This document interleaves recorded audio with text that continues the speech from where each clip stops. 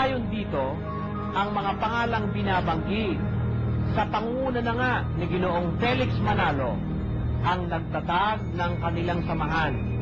Kaya't maliwanag na ang kanilang samahan ay tatag ng tao at hindi ang iglesyang iniuutos ng banal na kasulatan na dapat aniban. Kapansin-pansin din na malinaw na nakasaad sa kanilang rehistro na sila sa pangunguna ni Ginoong Manalo ay nagkasundo lamang na bumuo ng isang samahan at pinagtibay nga nila na ito ay kanilang tawaging Iglesia ni Cristo o INK, na sa kasalukuyang panahon ay may punong tanggapan o opisina sentral sa Diliman, Quezon City, Philippines. Batay sa rehistrong ito ng samahan ng Iglesia ni Cristo ni Ginoong Manalo, na ito ay kanilang inaabit, na ito ay tatag ng tao sa pangunguna ni Ginoong Felix Manalo. Ano ba ang kanilang katuruan kapag ang Iglesia ay hindi tatag ng ating Panginoong Jesucristo? Pakinggan po natin ang nakasaad sa isang isyu naman ng pasugo na lalathala noong Hulyo, taong 1964, sa page 17, ganito naman ang ating mababasa. Kailanman, hindi si Kristo ang nagtatag, hindi ito tunay na iglesia, kundi huwad na iglesia. Ano po ang kanilang samahan ayon din sa kanila? Huwad, sapagkat ito ay tatag lamang ni Ginoong Manalo at ng ilan pa niyang mga kasamahan. Ang Iglesia ni Cristo ni Ginoong Manalo ay maliwanag na tatag ng tao. Alin at ano ba talaga ang totoo? Nalipol na pala. Bakit inaniban niyo pa? Di ba ang sabi ninyo ay lubos na nalipol at walang natira kahit isa ang mga tupa ng ating Panginoong Hesukristo noong unang siglo, at sila di umano ayon sa inyo ay iniligaw ng mga Katoliko? Di ba lumalabas kung gayon na kayo ay umanib ay sa Katoliko? Tunay na nakalilito ang mga katuruang ito ng samahan ni Ginoong Manalo.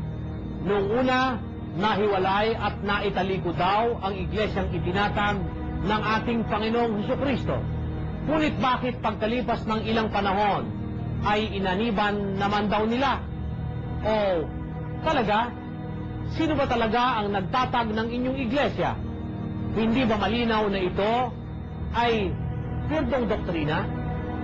Samantala, bago po tayo magpaalam, ay atin muna pong itanong kay Brother Eli Soriano kung alin ang iglesyang itinatag ni Kristo. Totoo po ba na ang iglesyang ito ay lubos na nalipol? Totoo ba na ito ay lubos na nalipol noon pa mang unang siglo? At ano ang sinasabi ng Biblia sa isang samahan ng pananampalataya na ang nagtatag lamang ay tao gaya ng Iglesia ni Cristo ni Ginoong Manalo?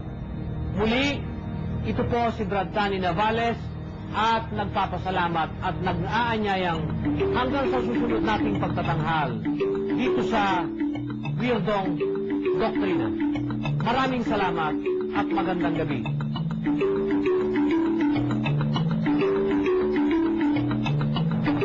Bueno, Kawili, ang atin pong tampok sa gabing ito. Brother, yan po ang atin pong naitampok sa gabing ito. Isa na namang nakalilito at nakahihilong aral ng Iglesia ni Cristo ni Ginoong Manalo na Ako hindi ako nahihilo. Bakit po? Hindi ako mahihilo. Alam kung saan papunta yung aral na yan. Kalokohan yung aral. Sabi nila si Chris, yun daw tinatag ni Cristo, natalikod. Ano? Opo, lubos daw po nalipon. Walang natira kahit Yung isa. salita mo ng natalikod. Opo. Yun ay misconception ni Manalo. Bakit po ba? Dahil hindi po pwedeng yung tinayo ni Cristo yung matalikod. Basahin nga natin sa 16-18. Baka kaya natalikod, si Manalo nagtalikod, kaya ganun. Pakinggan mo, 16-18 ng Mateo. Ito po ang nakasulat po sa talata, at sinasabi ko naman sa iyo na ikaw ay Pedro, at sa ibabaw ng batong ito ay itatayo ko ang aking iglesia, at ang mga pintuan ng Hades ay hindi magsisipanaig laban sa kanya. Meron palang kasamang pangako at garantiya yung pagkatatag ng iglesia, Brother Danny. Opo. Hindi pananaigan niya ng pintuan ng Hades. No power on earth can destroy the church. Then I say unto you, unto thee, that thou art Peter, and upon this rock I will build my church, and the gates of hell shall not prevail against it. Mas yo también te digo que tú eres Pedro, y sobre esta piedra edificaré mi iglesia, y las puertas del infierno no prevalecerán contra ella. Kita mo yan? Pwede ba naman yan lipulin mo ng lubos o kaya yung iglesia na yan italikod? Merong nababasa, Brother Danny, hindi natalikod ang iglesia, kundi may tatalikod sa iglesia. Pero hindi yung iglesia ang matatalikod, Brother Danny.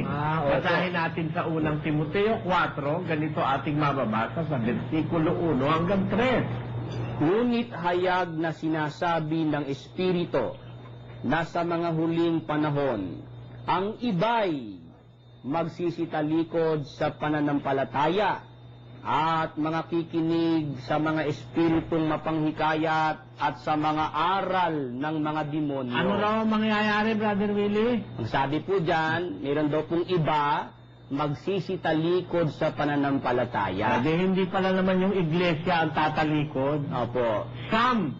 Now the Spirit speaketh expressly that in the latter time some shall depart from the faith, giving heed to seducing spirits and doctrines of devils. Pero el Espíritu dice manifestamente que en los venideros tiempos algunos apostatarán de la escuchando a espíritus de error y a doctrinas de demonios. Ikaw mo, Brother Danny, no?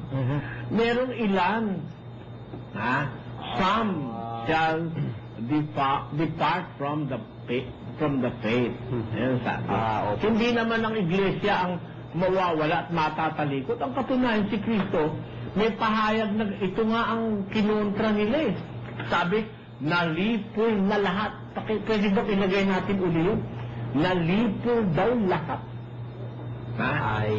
Kaya walang natirang tupa si Kristo noon ng siglo. Nalipol na lahat. Biro mo, kinokontra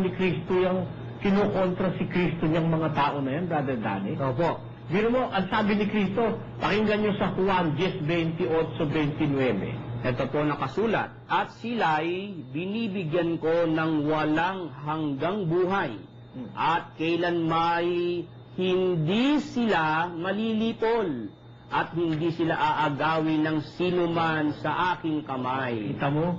Hindi pala kailanman malilipol, sabi ni Kristo, yung kanyang mga tupa oh. Di ba? Opo. Tapos sabi naman ng pasugo, nalipol na lahat. Hindi ba magkalaban si Kristo sa kapasugo? Yan ang maliwanag na katarantaduhan. Brother Joseph, Brother Danny. Sabi ng Kristo, hindi malilipol eh. Tapos yung iglesia, hindi pananaigan ng Hades. Sabi naman nila, nalipol daw lahat. Halatang-halata talaga, no? Contradiction. Opo. O ngayon, granting, halimbawa, no? Natalikod, nalipol. Ba't naman ang sabi, inaniban daw nila? Paano kang aanib sa wala na?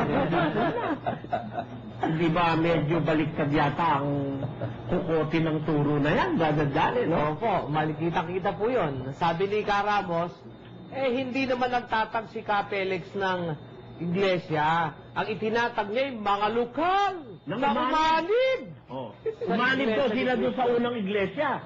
Paano mong aaniban? Ayan, no? Ang nagtatag ng tunay na iglesia ni Kristo ay ang ating Panginoong Hesus.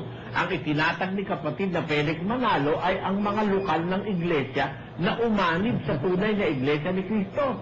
Di naman dapat daw pahakahabagan pa si Ginoong Tipedo yung kanyang sinasagot, ano, Brother Dan? Opo.